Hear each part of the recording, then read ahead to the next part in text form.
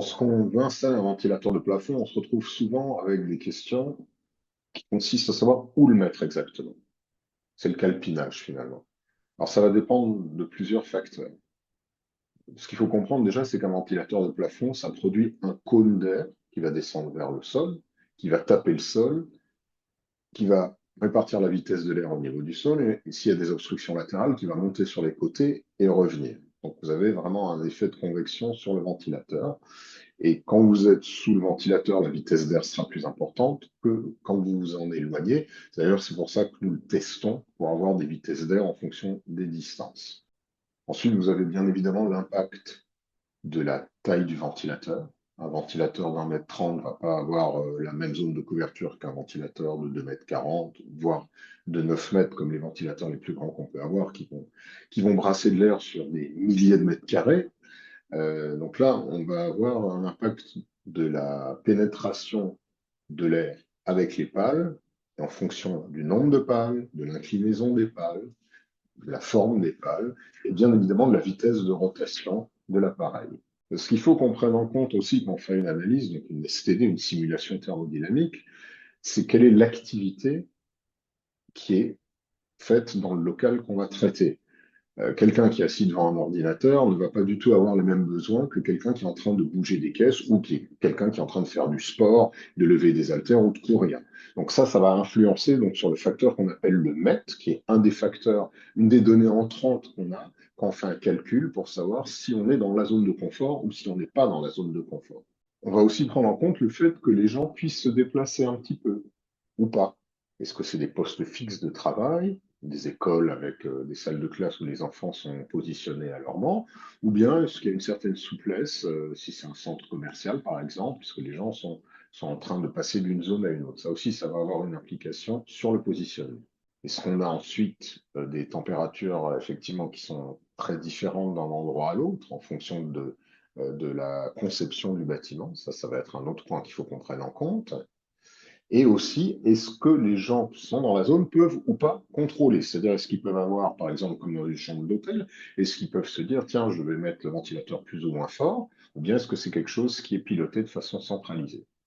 En général, on va évidemment essayer de positionner le ventilateur au centre de la zone à traiter, c'est ce qu'il y a de plus logique. C'est pas toujours possible.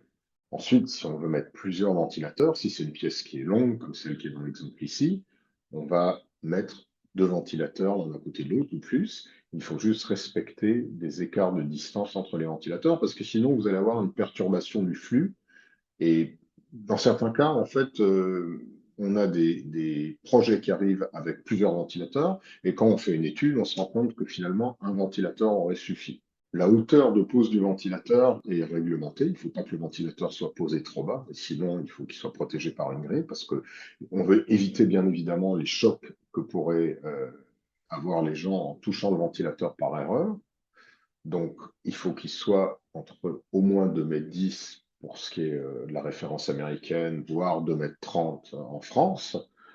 Et ensuite, il ne faut pas qu'il soit asphyxié non plus, c'est-à-dire qu'il faut qu'il y ait une certaine distance entre le dessus des pales et le plafond, parce que sinon, le ventilateur qui est collé au plafond ne va pas pouvoir aspirer assez d'air, et ce qu'on appelle l'asphyxie du ventilateur, et donc il produit très peu de courant d'air, de vent, et il est inefficace. Ensuite, on va s'assurer qu'il n'y a pas d'obstruction latérale pour que les pales puissent générer un flux d'air continu. Donc, si vous avez par exemple des rampes d'éclairage qui vont descendre à côté du ventilateur, il faut s'assurer qu'il y a en général 60 cm entre le bout de la pale et l'obstruction. Cette distance varie en fonction de la taille du ventilateur. Et donc, sur nos fiches produits, vous pouvez voir les distances à respecter. À l'Institut méditerranéen de la ville et des territoires, où nous avons installé des ventilateurs de type essence, nous avons bien pris en compte tous ces éléments, surtout que nous les avons installés, par exemple, dans la bibliothèque de cette école d'architecture. Évidemment, on veut avoir beaucoup de silence et on ne voudrait pas qu'il y ait une perturbation du flux d'air par des obstructions qui généreraient un bruit parasite pour les gens qui sont en train d'étudier dans la bibliothèque.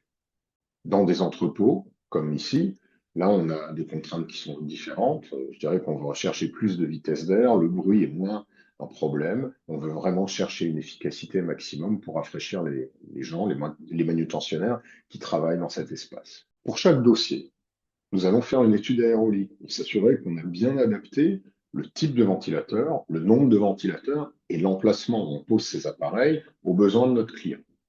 Par exemple, nous avons eu le cas l'année dernière sur un bâtiment qui est utilisé par le Crédit Mutuel à Strasbourg, et il y avait un gros problème de circulation de l'air. C'est-à-dire qu'en hiver, il chauffait, tout l'air chaud montait, et en plus, il y avait un bruit de la centrale de traitement d'air qui était très désagréable, et ils ont essayé de trouver une solution. Donc, ce qui nous a amené à faire cette étude avec une implantation telle qu'elle est recommandée ici. L'étude aérolique nous a montré qu'on arrivait à bien pousser l'air chaud qui était coincé sous le plafond dans les différentes parties de la zone, ce qui nous a permis de mettre ça en place avec une grande satisfaction du client. Si vous avez des questions, bien sûr, vous pouvez vous adresser à nous, nous envoyer des plans.